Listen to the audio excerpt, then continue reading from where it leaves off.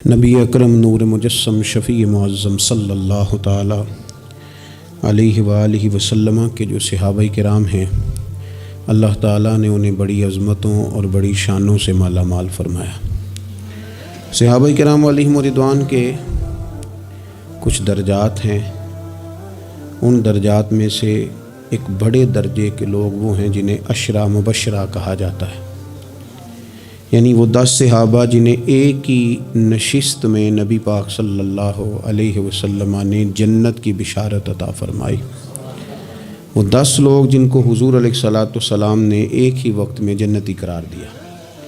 انہی صحابہ کرام علیہم رضوان میں سے ایک شخصیت کا ذکر ہم کرنے جا رہے ہیں جن کا نام حضرت طلحہ بن عبید اللہ رضی اللہ تعالی عنہ۔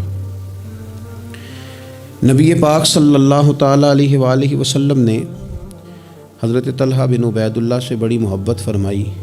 بالکل شروع میں اسلام آپ نے قبول کر لیا تھا۔ واقعہ یوں ہوا، امام بہقی نے لکھا ہے کہ آپ بصرہ تشریف لے گئے تھے۔ وہاں ایک عیسائی پادری تھا، راہب تھا۔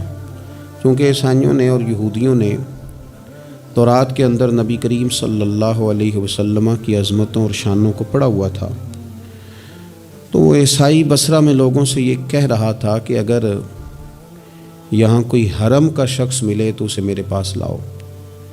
حضرت طلحہ بن عبید اللہ رضی اللہ تعالیٰ عنہ وہاں گئے ہوئے تھے۔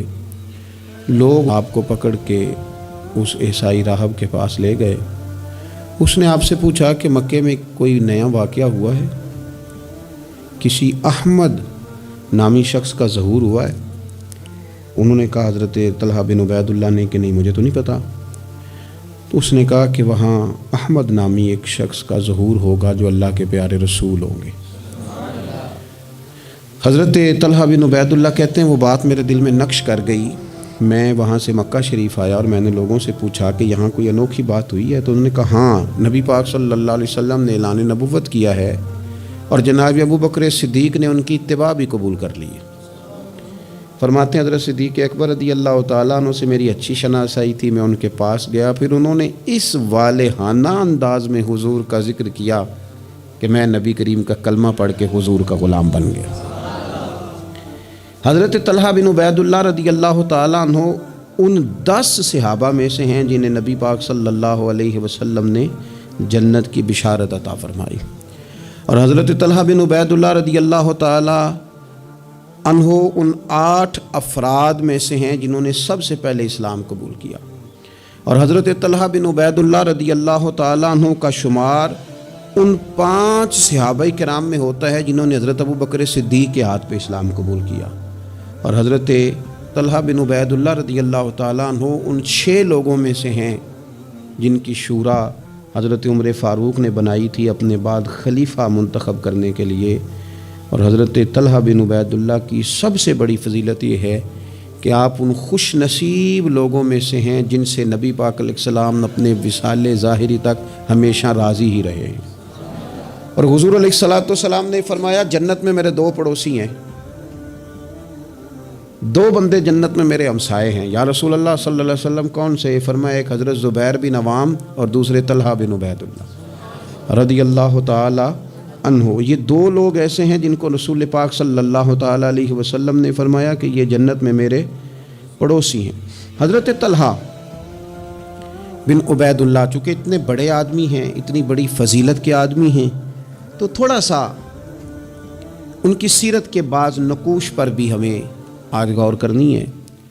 حضرت طلحہ بن عبید اللہ رضی اللہ تعالیٰ عنہ کے مزاج میں بہت زیادہ عاجزی تھی۔ اگر کوئی شخص صاحب فضیلت ہوتا ہے نا تو اسے بھی پتہ ہوتا ہے کہ میری یہ فضیلت ہے۔ اگر کوئی عالم ہے، لوگ اسے عالم جانتے ہیں، تو اسے بھی تو پتہ ہوتا ہے نا کہ میرے پاس علم ہے۔ اگر کوئی آدمی صاحب منصب ہے تو اسے بھی تو پتہ ہوتا ہے نا کہ اللہ نے مجھے یہ عہدہ عطا کیا ہے۔ حضرت طلحہ بن عبید اللہ رضی اللہ تعالیٰ عنہ بھی تو جانتے تھے نا کہ اللہ تعالیٰ نے مجھے کیا عہدہ عطا کیا، لیکن اس کے باوجود ان کی طبیعت کے اندر عاجزی تھی۔ ایک مرتبہ انہوں نے ایک جگہ پہ لوگوں کو نماز پڑھائی اور نماز پڑھانے کے بعد فرمانے لگے میں تو نماز پڑھانے سے پہلے تم سے اجازت لینا بھول ہی گیا تھا کہ تمہیں نماز پڑھاؤں کہ نہ پڑھاؤں۔ لوگوں نے عرض کی حضور ہماری تو یہ بڑی سعادت ہے کہ آپ نے ہماری امامت فرمائی ہے، اس میں اجازت لینے کی کیا بات ہے؟ تو حضرت طلحہ رضی اللہ تعالیٰ عنہ فرمانے لگے اگر کوئی شخص لوگوں کی امامت کرائے، نماز پڑھائے، لیکن لوگ اس سے راضی نہ ہوں کہ یہ ہمارا امام بنے، تو فرمایا اس کی نماز اس کے کانوں سے اوپر تک نہیں جاتی۔ لہٰذا میں نہیں چاہتا کہ زبردستی تم پر مسلط ہوں، میں چاہتا یہ تھا کہ پہلے تم سے پوچھ لوں پھر تمہارا امام بنوں۔ یہ مزاج کی عاجزی، اور طلباء کو، علماء کو، آئمہ کو یہ سبق دینے کے لیے کہ اگر تمہیں اللہ تعالیٰ منصب عطا کرے تو وہ منصب پھر بھی تمہارے اندر عاجزی ہی پیدا کرے، انکساری ہی تمہارے مزاج کا حصہ بنے۔ اللہ تبارک و تعالیٰ نے حضرت طلحہ رضی اللہ تعالیٰ عنہ کو مال بھی عطا فرمایا تھا، لیکن اس کے ساتھ ساتھ خرچ کرنے کا شوق اور جذبہ بھی اللہ نے انہیں دیا تھا۔ ایک شخص پر 30,000 دینار کا قرضہ تھا، سارا ہی انہوں نے اپنے ذمے لے لیا، فرمایا تو بے فکر ہو جا، میں تیرا سارا قرضہ ہی ادا کر دوں گا۔ یتیموں، بیواؤں، مساکین سب کے ساتھ فراخ دلی سے پیش آتے، لوگوں کے مسائل حل کرتے۔ اور حضرت سیدہ طیبہ طاہرہ سیدہ عائشہ صدیقہ رضی اللہ تعالیٰ عنہا جو کہ مومنوں کی ماں ہیں، تو ماں سے عقیدت ہوتی ہے۔ حضرت طلحہ بن عبید اللہ رضی اللہ تعالیٰ عنہ کو بڑی عقیدت تھی، ہر سال 10,000 دینار سیدہ عائشہ کی خدمت میں بطور نذرانہ کے پیش کرتے تھے، بطور نذرانہ کے، اپنے دل کی تسکین کے لیے کہ میں اپنی ماں کی خدمت کر رہا ہوں۔ اور خدمت خلق اور دینے کا جذبہ اس طرح کا تھا کہ ان کی زوجہ ارشاد فرماتی ہیں کہ ایک دن میں انہوں نے 1,00,000 درہم اللہ کے راستے میں خرچ کیا۔ لیکن اپنی ان کی کیفیت یہ تھی کہ انہیں نماز میں مسجد جانے میں اس لیے دیر ہو گئی کہ ان کا کرتا پھٹا ہوا تھا اور میں کرتا سی رہی تھی، تو کرتا سیتے سیتے دیر ہو گئی تو ان کی جماعت رہ گئی، یعنی اللہ کے بندوں پر خرچ کر دیا لیکن اپنے اوپر انہوں نے خرچ نہیں کیا۔ یہ سٹیٹس بندے کا اس وقت بنتا ہے جب دیکھیں نا، بہت سارے لوگوں کا مزاج ہوتا ہے کہ میں پیسے جمع کر لوں، پیسے جمع کر لوں، تو وہ بھی جمع کرتے تھے، اللہ کے بندے بھی جمع کرتے تھے، پر دنیا کے بینکوں میں نہیں، آخرت کے خزانے میں۔ تو وہ آخرت کے خزانے میں جمع کرنے کا یہ انداز تھا کہ ان کی زوجہ فرماتی ہیں کہ ایک دن میں نے انہیں بڑا پریشان دیکھا، بڑے پریشان تھے، تو میں نے ان سے کہا کہ مجھ سے کوئی غلطی ہو گئی، آپ بہت زیادہ پریشان ہیں؟ تو حضرت طلحہ بن عبید اللہ رضی اللہ تعالیٰ عنہ فرمانے لگے نہیں، تم سے کوئی غلطی نہیں ہوئی، اصل میں آج میرے پاس بہت سارے پیسے جمع ہو گئے، تو میں پریشان ہوں کہ اتنی دولت کے ساتھ وقت گزاروں گا۔ کتنی بلڈنگوں پہ راضی ہیں مسلمان، سرمایہ آتا کسے برا لگتا ہے، کس طرح لوگ پیسہ چھپا چھپا کے رکھتے ہیں، کس طرح لوگ اپنی بے نامی جائیدادیں بناتے ہیں، کیا ترتیب لوگ اختیار کرتے ہیں مال کو کسی طریقے سے سنبھال کے رکھا جائے، خرچ نہ ہو۔ لیکن فرمانے لگے میرے پاس پیسے جمع ہو گئے، پریشان ہوں کہیں رات ہی نہ گزر جائے اسی طرح کے پیسے پڑے رہیں۔ تو آپ کے لیے فرمانے لگی کیوں پریشان ہوتے ہیں، آپ مجھے پتہ ہے حضور کے صحابی ہیں، آپ کا دل اتنا اجلا اور اتنا صاف ہے کہ یہ دولت آپ کے دل میں وقت گزار سکتی نہیں، جہاں اللہ رسول کے ڈیرے ہوں وہاں دولت کیسے وقت گزارے گی۔ تو آپ اس طرح کریں، اس کو خرچ کر دیں، کچھ بھی نہیں ہوتا، بوجھ اتر جائے گا۔ فوراً ہی لونڈی کو بلایا اور خرچ کرنا شروع کیا۔ تو کتنے خرچ کیے؟ ایک دن کے اندر انہوں نے 4,00,000 دینار لوگوں پر خرچ کر دیے۔ پیسے کو سنبھال کے نہیں رکھا، جمع کر کے نہیں رکھا، اس ترتیب کے ساتھ انہوں نے اپنی زندگی میں خرچ کیا۔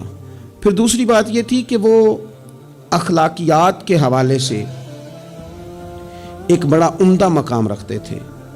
حضرت سیدنا کعب بن مالک رضی اللہ تعالیٰ عنہ کا بڑا مشہور واقعہ ہے کہ آپ غزوہ تبوک میں نہیں جا سکے تھے، تو نبی پاک صلی اللہ تعالیٰ علیہ وسلم ناراض ہو گئے اور 50 دن تک رسول کریم صلی اللہ علیہ وسلم ناراض رہے۔ حضرت کعب بن مالک رضی اللہ تعالیٰ عنہ فرماتے ہیں کہ ظاہر ہے حضور ناراض تھے تو پھر مجھے لگتا تھا کہ سارا مدینہ ہی ناراض ہے، زمین و آسمان ناراض ہیں۔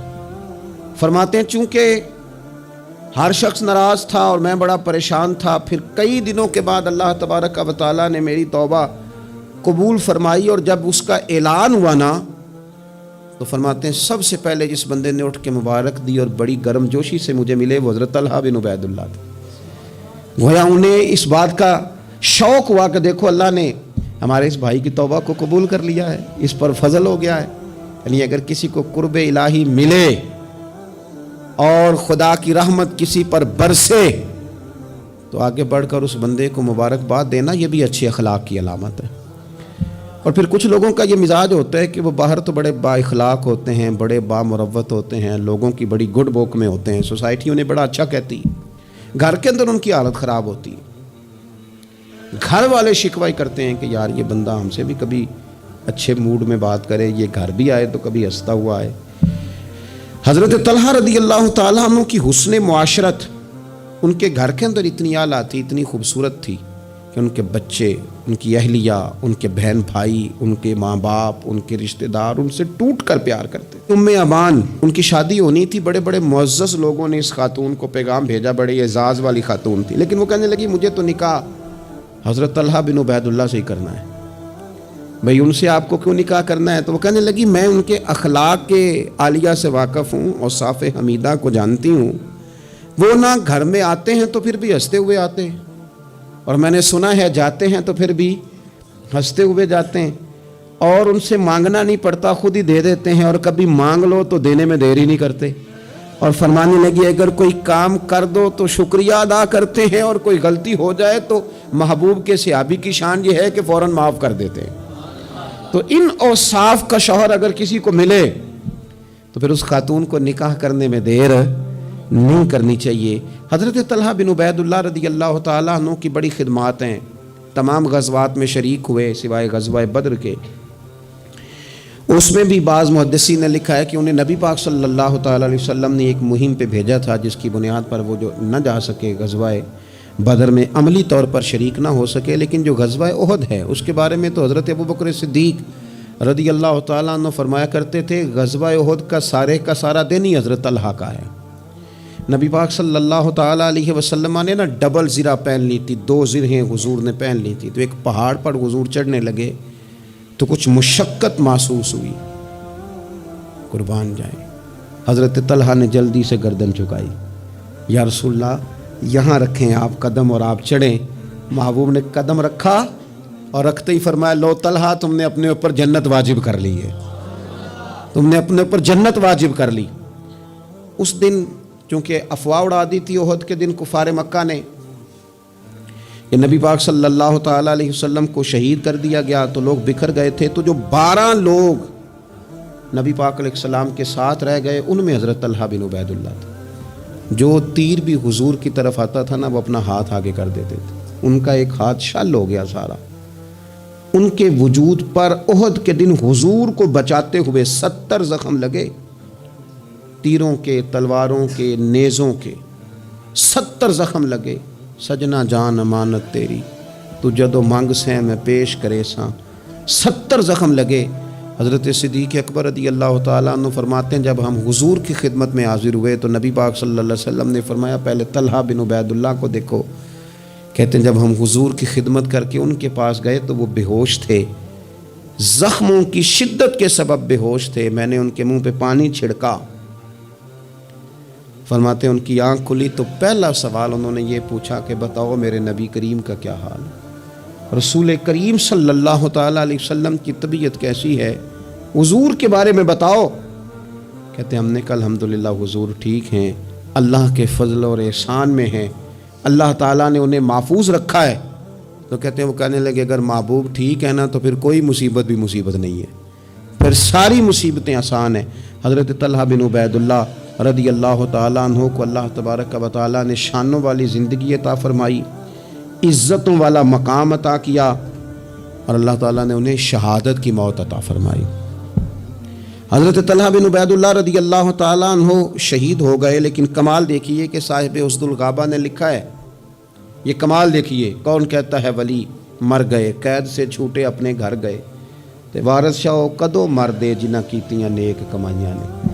حضرت طلحہ بن عبید اللہ رضی اللہ تعالیٰ عنہ کو جہاں دفن کیا گیا نا وہ زمین نشیبی تھی، نچلی تھی، تو اکثر وہاں پانی آ جاتا تھا۔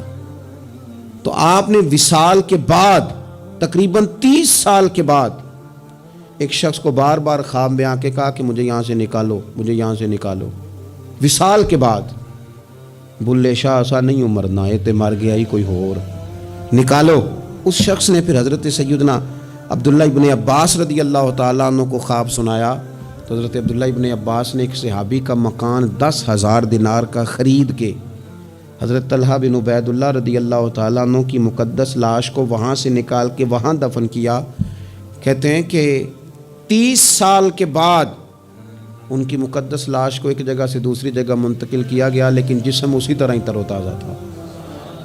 بعد مرندے مکھڑا میرا ہو جاوے نا تازہ، سمجھ لینا محبوب میرے نے آن پڑھیا جنازہ۔ اسی طرح جسم تر و تازہ تھا، 30 سال کے بعد انہیں دوسری جگہ منتقل کیا گیا۔ یہ حال ہے ان کے غلاموں کا، تو پھر سرکار کا عالم کیا ہوگا؟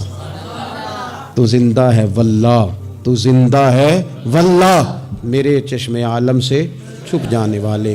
اللہ تعالی ہمیں حضرت سیدنا طلحہ بن عبید اللہ رضی اللہ تعالیٰ عنہ کے فیض سے فیض یاب فرمائے۔